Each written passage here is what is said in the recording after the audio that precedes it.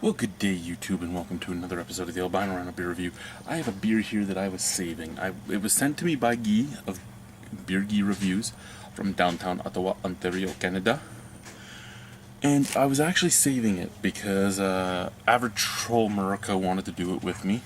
And then he was up here a few days ago, and I said, hey, I still have that Beau's beer for us to do. And he goes, oh, I tried it at the festival. You can do it yourself.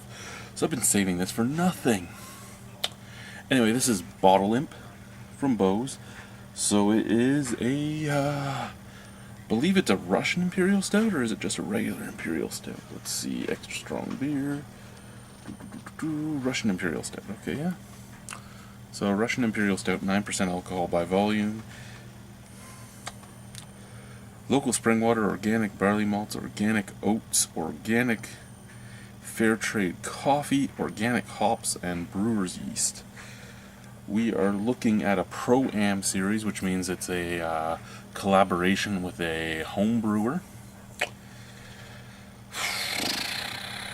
Yeah, there's nothing really else to talk about on here. Thank you very much, Guy, for sending this. Let's see what I think. Hey. A little bit of smoke in there. Let's pour her in. No, any water left? A little bit.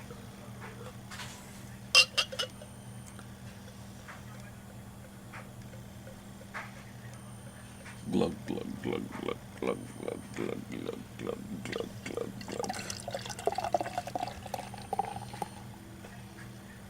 Ooh, look at that head. Oh. Oh. I should have known I started pouring aggressively a little too early, but it looked like I wasn't going to get ahead at all, so I decided to turn up. But it doesn't matter because that is one of the most beautiful heads ever. Let's hold it back here so you can see the color. Look at how dark brown that head is. Look at how it is. Oh yeah. Up here in front of the camera, it looks like it's a huge difference in color, but it really isn't back here. Well, it is, but it's not as bad as on the camera. I'm looking at the viewfinder right now. A little bit of a snap, crackle, pop, so that head's gonna last a bit. Creamy. Those big bubbles are popping, but the little bubbles are sticking around. Oh, it's visually, this is an amazing looking beer.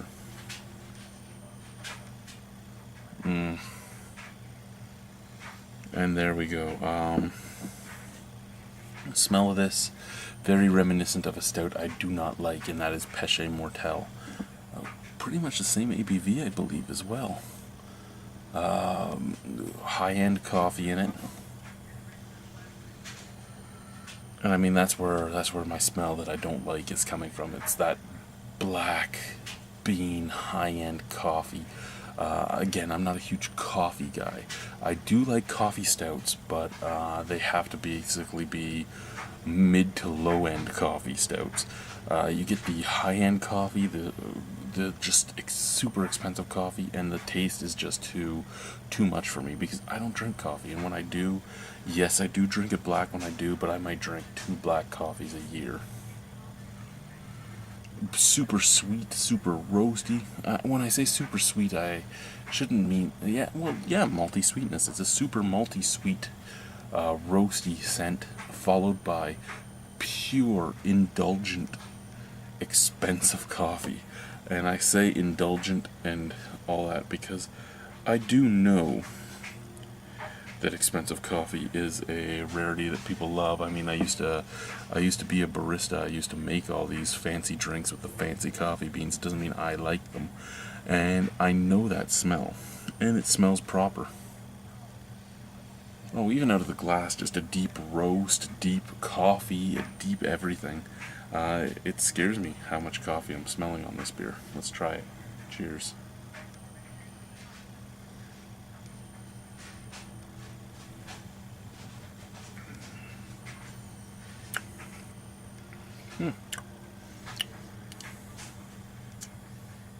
A deep roast. This coffee is a deep roasted coffee. It does remind me a lot of Péché Mortel, but it doesn't come off with the super high-end coffee taste, which does have a touch of sourness to me.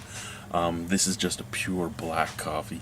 There is that weird sickly sweet bitter mixture at the very beginning, and then just fades to a more medium coffee roast, more medium quality coffee, a dark coffee. It starts off as like espresso bean, and fades down to like a kind of burnt McDonald's or Timmy's coffee after that.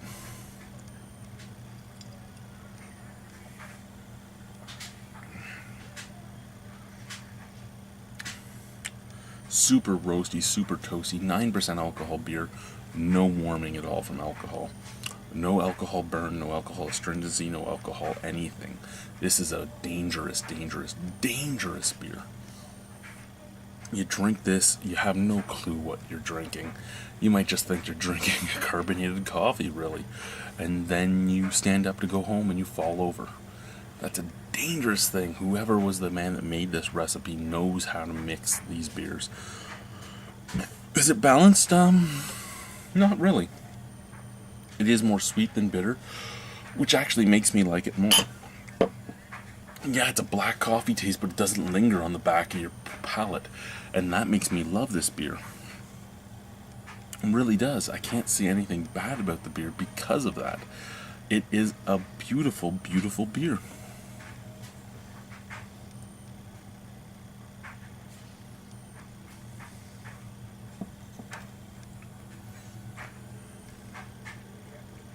Drinks well. It gives me a little bit of wobbly knees. It's going to make it hard for me to fuck my wife later. But it is a beautiful beer. Beautiful coffee taste. The scent scared me. As I said, the scent scared me. The scent was pure on high-end coffee. The taste, more like a medium-grade coffee. But, yeah, I just keep saying the same thing, so I'm just going to end the review. If you like coffee, this is the beer for you. If you like coffee stouts, this is the beer for you. I know it says Russian Imperial Stout, but you don't get that. You do get the sticky lips from sweetness, but you don't get that evil alcohol burn that you get from a lot of Russian Imperial Stouts. You don't. You get a beautiful, beautiful taste. And I mean, that's all you can hope for from this beer. It's 9% alcohol, and it tastes like a very well done coffee stout. That would probably be my only degrade from it, is that it's more a coffee stout than a Russian Imperial Stout. Out of 10, you know what? 8.75, and only because it calls itself a Russian Imperial Stout. For flavor, for what I like, 9.25. This is actually an amazing beer for what I like, but as a Russian Imperial Stout, an 8.75. So that overall gives it a 9 out of 10. So I have to stout strut, bitches.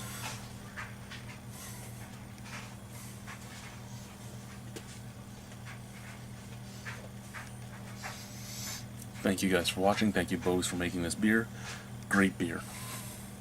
Bye.